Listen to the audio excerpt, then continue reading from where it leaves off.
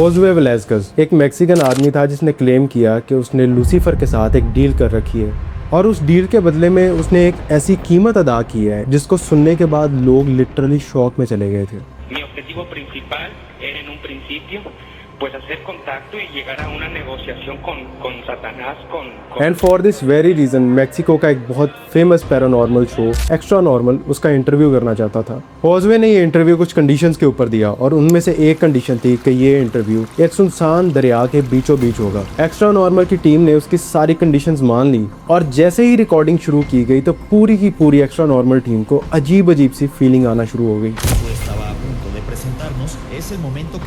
जैसे ये इंटरव्यू ख़त्म हुआ तो पूरी की पूरी टीम के साथ ऐसे डेडली इवेंट्स होना शुरू हो गए जो उनके वहमो गुमान में भी नहीं थे। जुआन रामोन साइंस एक मैक्सिकन रेडियो शो होस्ट थे। लोग उन्हें कॉल करके अपने पैरानॉर्मल इनकाउंटर्स और अनएक्सप्लेन्ड एक्सपीरियंसेस के बारे में बताते थे। 2002 जुआन रामोन की एक एपिसोड के दौरान उन्हें एक अजीब सी कॉल रिसीव हुई। कॉलर का नाम था होज़ुए वेलास्केज़। होज़ुए ने बताया कि वो 5 साल से लूसीफर या किसी हाई रैंकिंग डीमन के साथ कांटेक्ट करने की कोशिश कर रहा था। जुआन रामोन ने इस चीज़ की वजह पूछी तो उसने बताया कि वो एक बहुत गरीब फैमिली से बिलोंग करता था। उसने बहुत सारी जॉब्स की, उसने बहुत चीज़ों में अपना लक आजमाया, लेकिन उसकी फैमिली के हालात बद से बदतर होते जा रहे थे। उसे डर लगने लग गया था कि क्या उसकी फैमिली और उसकी सारी ज़िंदगी ऐसी गुर्बत में गुजरने वाली है। इन सारे इवेंट्स के दौरान उसे कहीं से पुरानी ब्लैक मैजिक की किताब मिली। होज़ुए ने बताया कि वो उस बुक को हर रोज़ पढ़ता था और कई कई घंटे पढ़ता रहता था। उस बुक के अंदर कई डिफरेंट रिचुअल्स लिखे हुए थे जिनसे कोई भी इंसान डीमंस के साथ कांटेक्ट कर सकता है। हद तो तब हो गई जब उसने उस बुक में लिखे हुए सारे रिचुअल्स परफॉर्म करना शुरू कर दिए। होज़ुए ने बताया कि वो ये रिचुअल्स तकरीबन 1.5 साल तक परफॉर्म करता रहा, लेकिन कोई डीमन समन नहीं हुआ। एक रात जब होज़ुए अपने कमरे में सो रहा था तो उसकी आंख अचानक से खुल जाती है। उसके कमरे में बिल्कुल अंधेरा था, लेकिन उसको एक फीलिंग आ रही थी कि उसके कमरे में उसके अलावा कोई और भी है। जब उसने डरते हुए पूछा कि तुम कौन हो, तो आगे से जवाब आया, यू वॉन्टेड टू सी मी। होज़ुए को पता चल गया था कि वो जो इतने टाइम से रिचुअल्स करता जा रहा था, फाइनली उसको उसका जवाब मिल चुका था।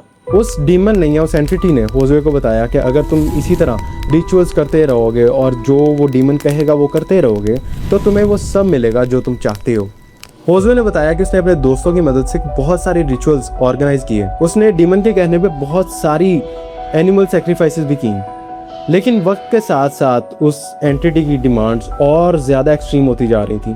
इसी तरह एक दिन उस डीमन ने एक ऐसी डिमांड की कि जिसने होज़ुए को अपनी लाइफ चॉइसेस पे सवाल करने को मजबूर कर दिया। उस एंटिटी ने होज़ुए से एक न्यू बॉर्न बेबी की सेक्रीफाइस डिमांड की। होज़ुए की एक दफ़ा तो रूह कांप गई कि वो ऐसा कैसे कर सकता है। एक दफ़ा तो उसने सोचा कि वो किसी न किसी तरीके से उसकी डिमांड पूरी कर दे, लेकिन बाद में उसने इस चीज़ को करने से मना कर दिया। उसने फ़ौरन से सारे के सारे रिचुअल्स करना बंद कर दिया और उस एंटिटी से हर तरह का कनेक्शन ख़त्म कर दिया। लेकिन अब बहुत ज़्यादा देर हो चुकी थी। वो एंटिटी होज़ुए की ज़िंदगी से जाने के लिए तैयार नहीं थी। खैर कुछ टाइम गुजरा और होज़ुए की लाइफ नॉर्मल की तरफ जा ही रही थी कि एक दिन उसकी दोबारा से आंख खुलती है। उसके लिविंग रूम से अजीब सी आवाज़ें आ रही थीं। जब होज़ुए उठा और अपने लिविंग रूम में गया तो उसने देखा कि उसकी मदर अनकॉन्शियस पड़ी हुई हैं और एक अजीब सी एंटिटी उनको घसीटते हुए कहीं ले जा रही है। Josué wasn't scared and told the pig to leave his mom alone. The pig told him to follow him. होज़ुए को लेके वो एंटिटी वहाँ पे गई जहाँ पे होज़ुए रिचुअल्स किया करता था। वहाँ पहुँचते ही उस डीमन ने सबसे पहले तो अपनी अपीयरेंस चेंज की। उसने एक ह्यूमन की फॉर्म ले ली थी और कई दिन तक वो डीमन और होज़ुए उस जगह पे रहे। इसी दौरान उस एंटिटी ने, उस डीमन ने उसे एक रिंग देने का वादा किया। उस रिंग को पाने के बाद वो जो चाहेगा उसे मिल जाएगा, चाहे वो पैसा हो, फेम हो, कुछ भी हो। लेकिन उस रिंग को पाने के लिए होज़ुए के एक लास्ट लेकिन बहुत ही बड़ी कीमत अदा करनी होगी। होज़ुए इस रिंग को हासिल करना चाहता है तो उसे अपनी ही फैमिली में से किसी को सैक्रिफाइस करना होगा। अब जितने भी व्यूअर्स उस शो को सुन रहे थे उन सब का यही सवाल था कि जो इंसान एक न्यू बॉर्न बेबी को सेक्रीफाइस नहीं कर सकता, क्या वो अपनी ही फैमिली में से किसी को सेक्रीफाइस कर सकता है? फिर होजवे ने एक ऐसी बात बताई जिसको सुनने के बाद सारा रेडियो स्टेशन, सारे के सारे व्यूअर्स उसने शॉक में डाल दिए।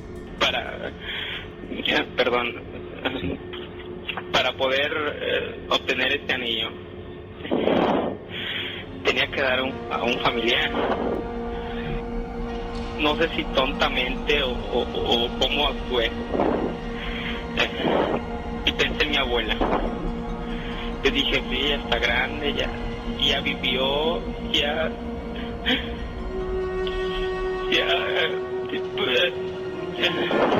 perdón. Y mi abuela la maté. होजवे ने उस रिंग को पाने के लिए अपनी ग्रैंडमदर को सेक्रीफाइस कर दिया। ये चीज़ बताते हुए होजवे की आवाज़ कांप रही थी और वो मुसलसल रो रहा था। वॉन रेमॉन साइंस भी चुप कर रहे थे, उन्हें भी यकीन नहीं आ रहा था अपने कानों पे कि वो क्या सुन रहे हैं इस टाइम। इस सारे रिचुअल के बाद होजवे को वो रिंग मिल चुकी थी। उसने वॉन रेमॉन को बताया कि उस रिंग के बाद उसकी पूरी लाइफ बदल गई थी। जिन चीज़ों के लिए एक टाइम पे वो ख्वाब देखता था, अब वो सारी चीज़ें पूरी हो चुकी थी। लेकिन इसमें भी एक कैच था, एक कंडीशन थी कि जितने भी पैसे होजवे कमाएगा वो सिर्फ अपने ऊपर खर्च कर सकता है। फॉर एग्जाम्पल, अगर होजवे अपने किसी दोस्त या अपने चाहने वाले या किसी गरीब की मदद करना चाहता है तो वो नहीं कर सकता। होजवे ने वॉन रेमॉन को बताया कि रास्ते में आते हुए उसे एक गरीब कंस्ट्रक्शन वर्कर मिला था और उसने उसे कुछ पैसे दे दिए।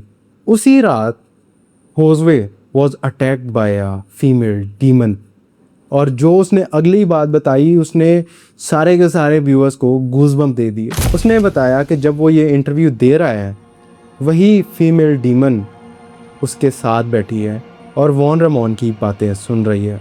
अब लोगों को यकीन नहीं आ रहा था कि उन्होंने क्या सुन लिया है। व्यूअर्स के दिमाग में 1000 सवाल थे और उनमें से एक सवाल था कि अब होजवे कभी कॉल पे आएगा या नहीं आएगा, या इस कॉल के बाद उन डीमंस ने उसके साथ क्या किया होगा। Permíteme, deje prendo un cirio porque me está molestando mucho. Claro, ¿qué le está haciendo?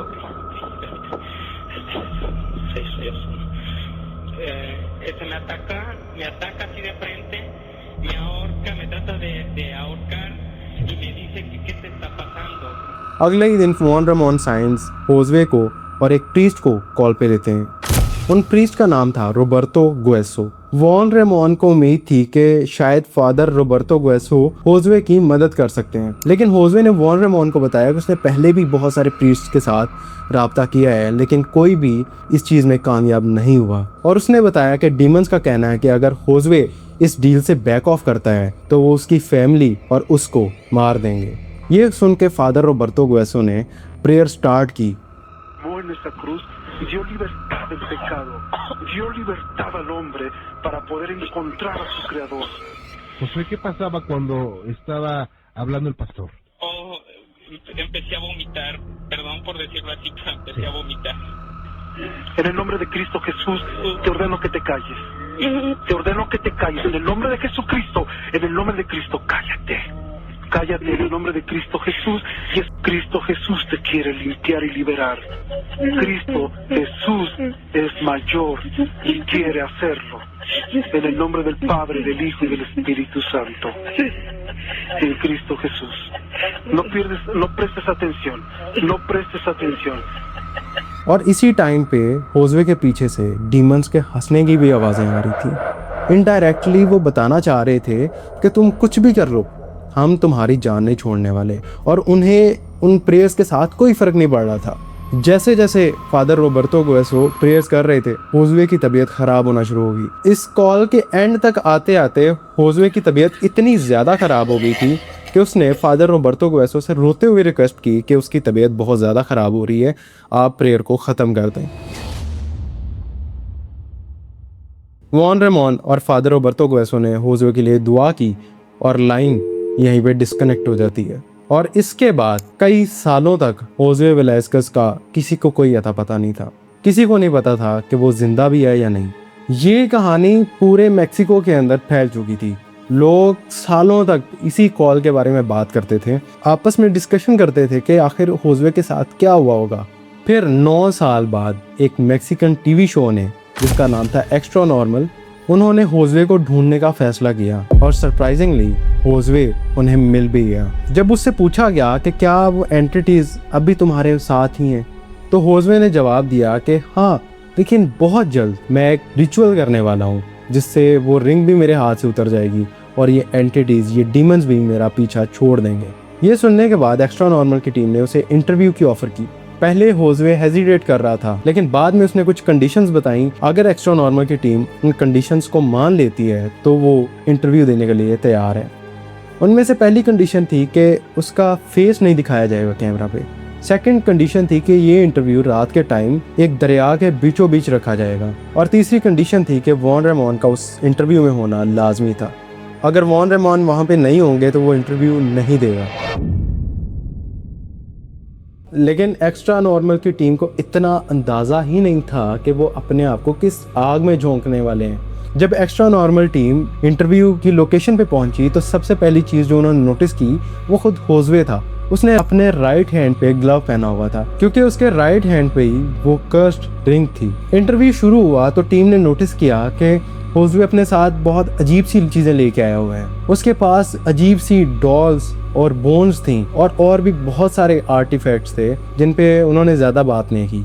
फिर सभी लोग एक बोट पे बैठ के दरिया के बीचों बीच पहुंचे और फिर अचानक से होजवे वॉज अटैक्ड बाय डीमंस।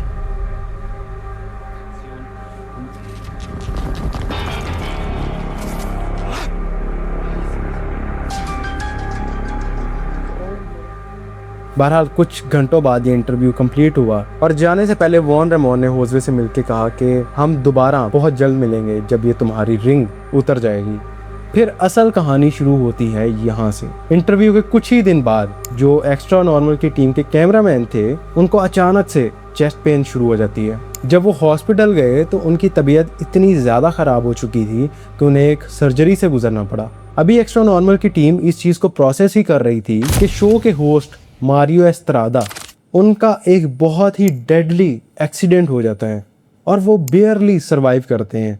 अब तक लोग इसको एक कोइंसिडेंस समझ रहे थे, लेकिन मारियो एस्त्रादा के एक्सीडेंट के कुछ ही दिन बाद वॉन रेमॉन साइंस की डेथ हो गई।